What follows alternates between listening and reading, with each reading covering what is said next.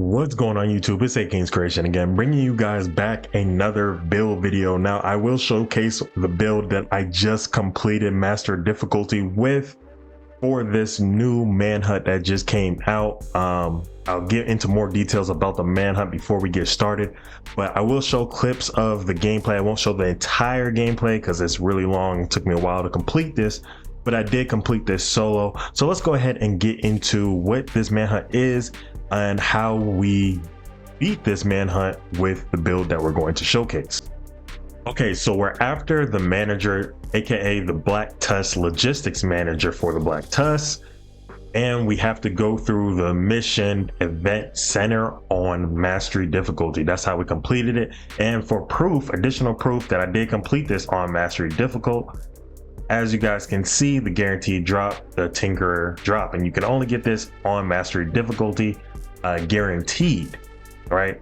And for additional proof, just so you guys might be like self-doubters, here it is. It shows that I did complete master difficulty doing or chasing after the manager. All right, so let's go ahead and get into the build I use and show a couple clips of the gameplay. Okay, so for the main part of the build that you actually need to understand is the global modifier. In order to really beat this mission on master difficulty, you actually have to utilize your global modifier correctly. So we're using the hardcore global modifier this season with Assault Link. This is standard. This has not changed across any of the builds that I've showcased this season.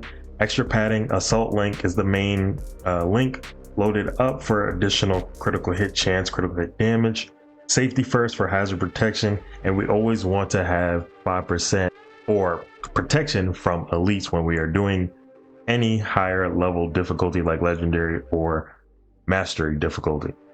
Now keep in mind, right, the hardcore modifier, what we want to actually go for is the stamina one. Gain bonus armor for every 300,000 damage you take. We're going to take a lot of damage, especially solo. So between the firearms and the stamina one, those are the two that you want to try to get the most bonuses out of, but mainly the stamina one. Okay, now for the build, we're going to use the ACS 12. All right, now this is what we have. I don't know where my lefty went. It's probably in the stash. I don't care. ACS 12 still works just as well. The only difference is that the sledgehammer is on the lefty. Now we're really just using this basically quote unquote rock and roll. That's another alternative to the shotgun. What this shotgun does is it basically has a lot of RPM and a lot of bullets that come out, so you are gaining your striker stack extremely fast in the situation. Now I probably only use this once in the beginning, and then the rest I was just carrying out with my Eagle Bear. Okay, Eagle Bear is still my best AR to use for any higher difficulty like my legendary or aka mastery difficulty. Now keep in mind my expertise is level 30, so I do have additional 30% weapon damage on here, and I have damage to target of out of cover on this as well, with critical hit chance on this. Why? I don't know why. Like I said, I don't really use this that much, but for this reason I had to build stacks quickly, so that's what I went with. That being said, my pistol never changes out of any of my builds. It's the T-Dye card. I don't really use it unless I have to, but rarely do I use it. It gives you +1 skill tier. That is what it's for.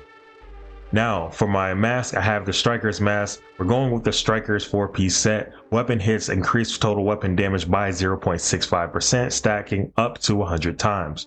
1 stacks lost per second between 0 and 50 stacks. 2 stacks lost per second between 50 and 100 stacks. All right, and then I also have critical hit damage with protection from elite on here. That being said, I'm rocking the Memento backpack. I did have the Ninja Bike backpack, but for this mission, for some reason, it is just best to stack as much armor as possible and getting armor regen or just additional armor on top of your armor. And the best way to do that is by Memento, because the talent is kill confirmed.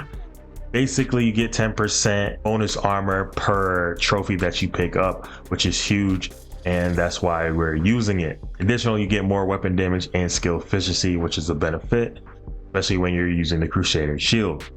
Then we're pairing it with the Fenris group because our main DPS is our Eagle Bearer, so we wanted to add a 10% assault rifle damage to it. And also we have a maxed out protection from elites. Like I mentioned in my max mod video, protection from elites is extremely rare, so if you don't have that maxed out, it is okay. Just rock the 12% one and go from there. That being said, I also have Unbreakable. Unbreakable allows me to regenerate 95% of my armor if it breaks. Then, like I said, we're going with the other pieces of the striker set. You know, critical hit damage for the gloves, critical hit damage for the knee pads, and critical hit chance for the holster.